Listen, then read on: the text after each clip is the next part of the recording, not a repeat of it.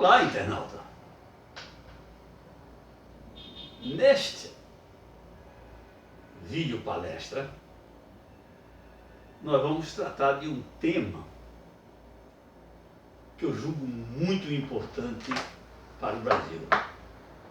E aí não pensem que eu sou também um nacionalista extremado em dizer de que o ecoturismo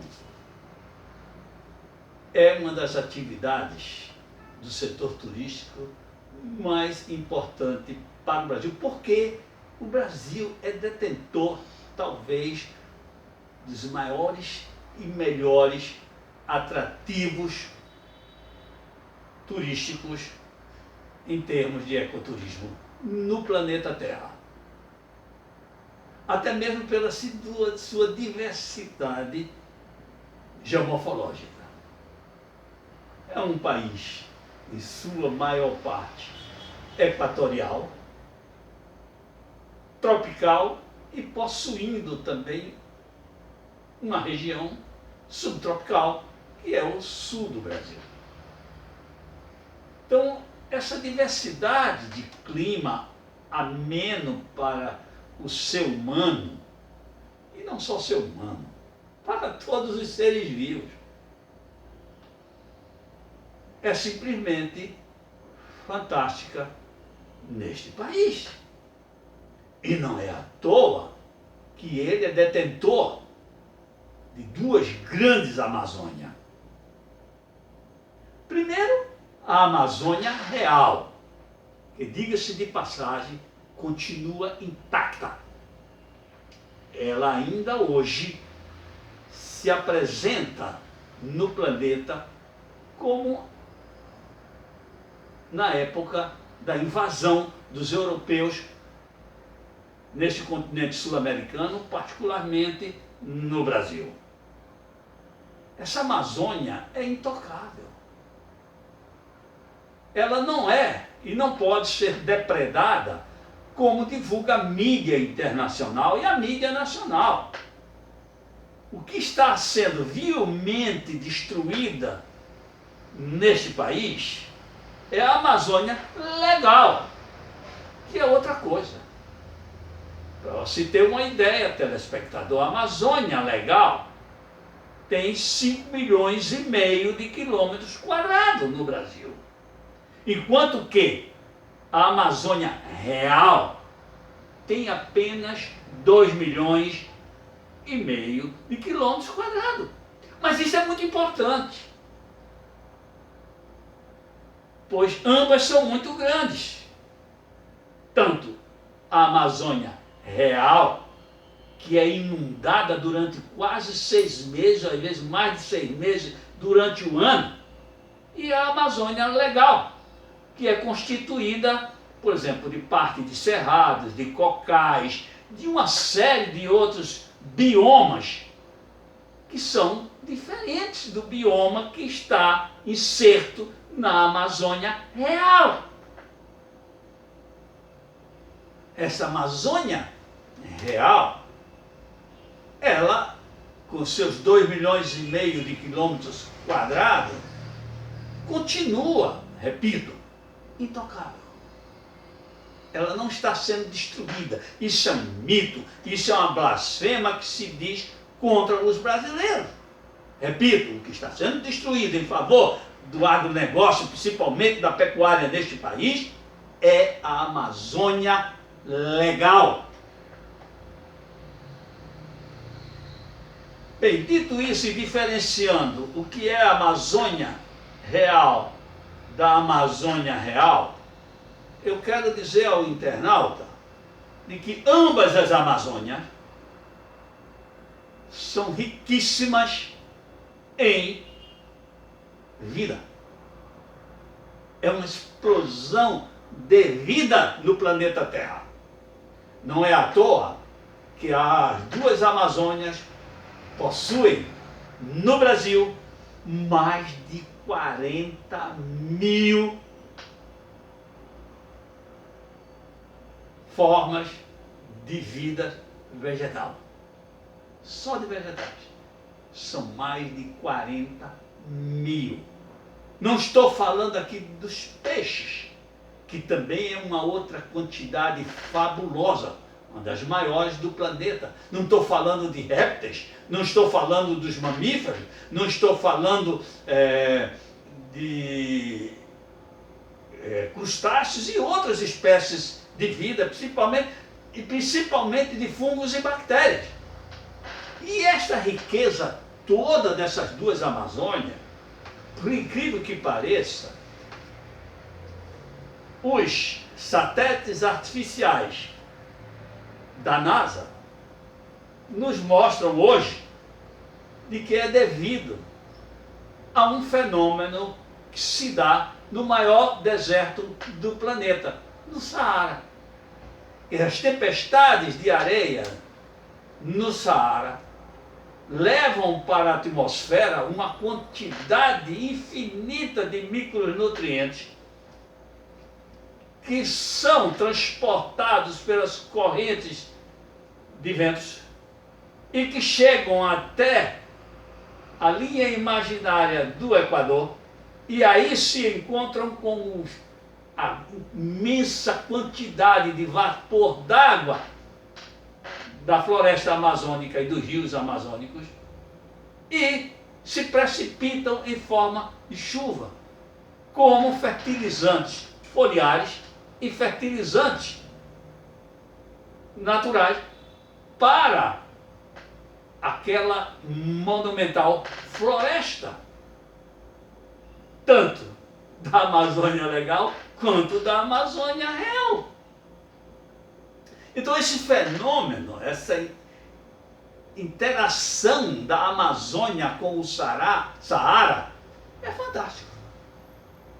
Pouca gente conhece isso.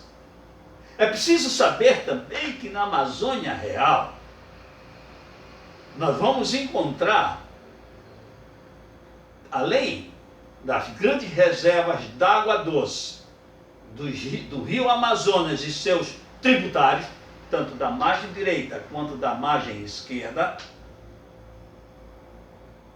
quantidade de água que, juntando os demais rios do planeta, estão muito longe de chegar lá, porque no seu ápice chegam a 200 mil quilômetros, ou seja, 200 mil metros cúbicos por segundo, que são despejados pelo Amazonas e seus tributários no Oceano Atlântico, na sua foz e no seu delta, formado por Caviana, ou seja, por Marajó, Caviana, Mexiana, Gurupá, dos Portos e Barique. É até importante que o internado saiba que a ilha do Marajó, que é a primeira ilha do delta do Amazonas, ela é maior do que a Bélgica. Claro que não tem a qualidade de vida que tem a Bélgica, mas em termos territoriais, a ilha de Marajó, que é uma ilha fluvial que está no delta do Amazonas, porque o Amazonas é um rio diferente de todos os demais. Ele é conformado por uma desembocadura e por um delta. E Marajó é a primeira ilha do delta. Depois você vai ter Caviana, Mexiana, Gurupá, dos Porcos e Balique, como afirmei há pouco. Ora, essa beleza única no planeta é digna de um ecoturismo em larga escala. É preciso que este país se organize de tal forma a proporcionar aos demais habitantes do planeta, sejam eles asiáticos, africanos, europeus, australianos ou neozelandeses, que venham conhecer esta parte do planeta Terra onde existe a maior explosão de vida. E aí, eles certamente terão uma visão crítica dessas duas Amazônias. Sem falar de que eles podem ver espetáculos inéditos, como, por exemplo, as pororocas, que é muito mais conformada pela foz do rio Tocantins-Araguaia, do que mesmo pelo Amazonas. pode ver o fenômeno das terras caídas. Porque o Amazonas ainda é um rio que procura construir o seu leito. Por isso ele invade determinadas terras, que é o fenômeno das terras caídas, e forma grandes rios que são considerados ou chamados de furos. Além também do fenômeno da interferência, que é um fenômeno também todo particular que se dá na Amazônia, que é quando coincide chover nos afluentes ou nos tributários da margem direita, dificilmente chove nos tributários da margem esquerda e vice-versa. Então, o Amazônia é algo diferente, é algo mais no planeta Terra. E é digno realmente da visitação de brasileiros, de estrangeiros, para conhecerem eu diria, esse esplendor nesse planeta maravilhoso que é o planeta Terra. Muito embora muitas religiões achem que é um planeta de espinha, um planeta mal amaldiçoado, um planeta condenado, um planeta do pecado, mas eu fico naquela de considerar o planeta Terra um planeta simplesmente fabuloso. É o único que nós conhecemos que tem vida neste sistema solar. E uma vida muito organizada, de nada mais, nada menos de 8 milhões de formas de vida. E nesses 8 milhões de formas de vida, a Amazônia é detentora de grande parcela dela. Então, dito isso, eu gostaria ainda de lembrar de que, além do rio Amazonas e seus tributários propriamente dito, nós temos na Amazônia o maior aquífero do planeta Terra, que não é conhecido, porque foi muito recentemente descoberto, que é o aquífero Alter do Chão. Para se ter ideia, até bem pouco tempo, até os finais do século XX, se considerava como o maior aquífero do planeta o aquífero Guarani, que fica no sul do Brasil, Paraguai, Uruguai e Argentina, com 45 mil quilômetros cúbicos de água. Só que o Alter do Chão tem, nos estudos preliminares que vem se desenvolvendo agora no século XXI, já foi comprovado que ele tem mais de 95 mil quilômetros cúbicos de água doce. Isso significa que só esse aquífero é capaz de sustentar os 12 bilhões de seres humanos que existem no planeta Terra. Então é um mito pensar-se que vamos ter guerras por água doce. Mas a Amazônia está aí para comprovar isso, e não só com o aquífero Alter do Chão. Porque abaixo do leito do rio Amazonas corre um outro rio, a 4 quilômetros abaixo, repito, a 4 quilômetros abaixo do rio Amazonas, corre um outro rio, mais largo do que o Amazonas, que se chama Rio Ramsar. Este nome de Rio Ramsar é devido a um cientista indiano que migrou para o Brasil e que é professor da Universidade Federal do Pará e que, estudando os furos feitos pela Petrobras em busca de petróleo, descobriu esse rio subterrâneo que entra no Oceano Atlântico 200 quilômetros. E é muita água doce nesse rio. Então vocês imaginem a riqueza fantástica de água doce que tem este planeta Terra e particularmente a Amazônia real.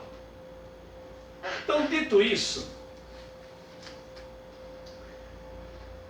eu diria também que as belezas das outras regiões brasileiras também são dignas de uma atenção especial daqueles que praticam o ecoturismo. Eu cheguei a escrever 31 páginas sobre o ecoturismo no Brasil, além de mostrar as riquezas também do Pantanal mato-grossense, de mostrar as riquezas, por exemplo, das chapadas dos cerrados brasileiros e de outros fenômenos geomorfológicos do Brasil. Eu cheguei até a colocar fotografias e enumerar nesse texto as seguintes atividades de ecoturismo que pode se praticar no Brasil. Primeiro, a tirolesa, a cavalgada, passeios a pé em veredas, principalmente nas veredas de Minas Gerais, de Goiás, do Tocantins, e também de levadas.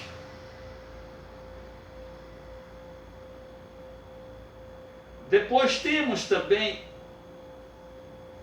o snorkeling e flutuação, que pode se dar nos ricos rios do estado do Mato Grosso e outros estados brasileiros, como também no litoral de mais de 7.000 quilômetros, dos quais 3.300 são nordestinos. Depois, a observação de aves, da flora, da fauna, dos riquíssimos biomas que este país possui.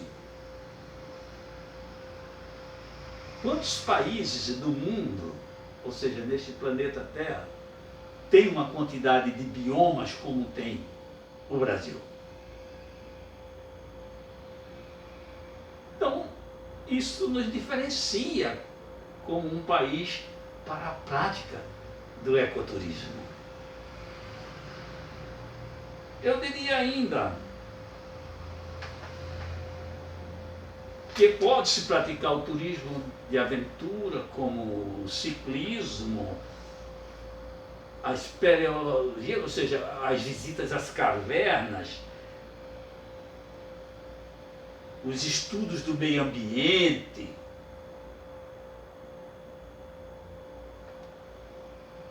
o parapente, a asa delta e muitos outros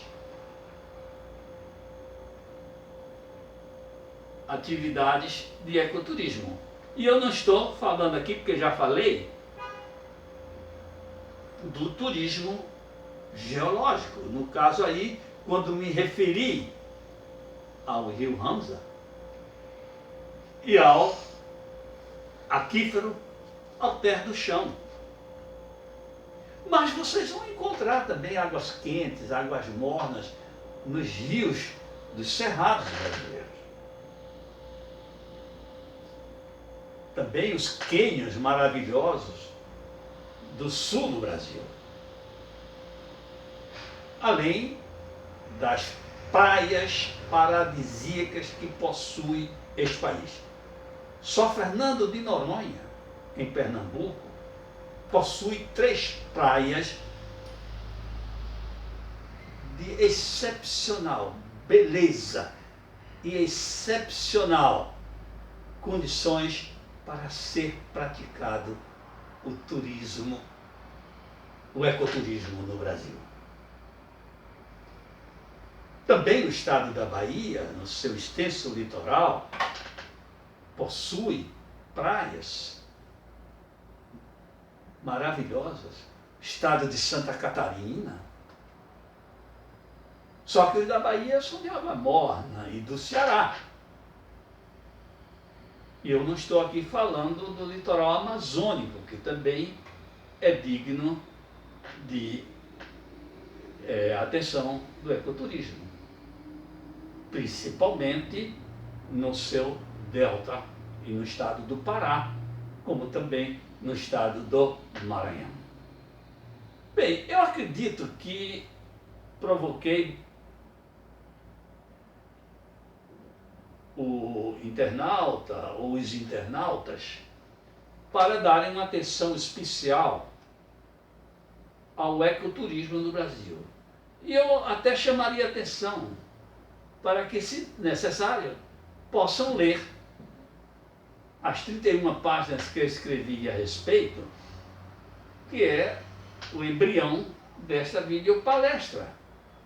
E possam também fazer críticas e mostrar os meus equívocos, os meus erros, e talvez muita coisa que eu pudesse falar e não falei, porque há uma quantidade fabulosa de brasileiros e de internautas que estão assistindo esta videopalestra que conhecem o Brasil tão bem ou mais quanto eu e possam melhor falar sobre ecoturismo. Então eu agradeço realmente a atenção a mim dispensada por ouvir e convido a que tenham acesso aos textos desta palestra através do meu site, ou melhor, não só do site, mas principalmente do meu e-mail gmaguiar@yahoo.com.br. E não esqueçam de dizer ou mencionar os meus equívocos, os meus erros. Muito obrigado.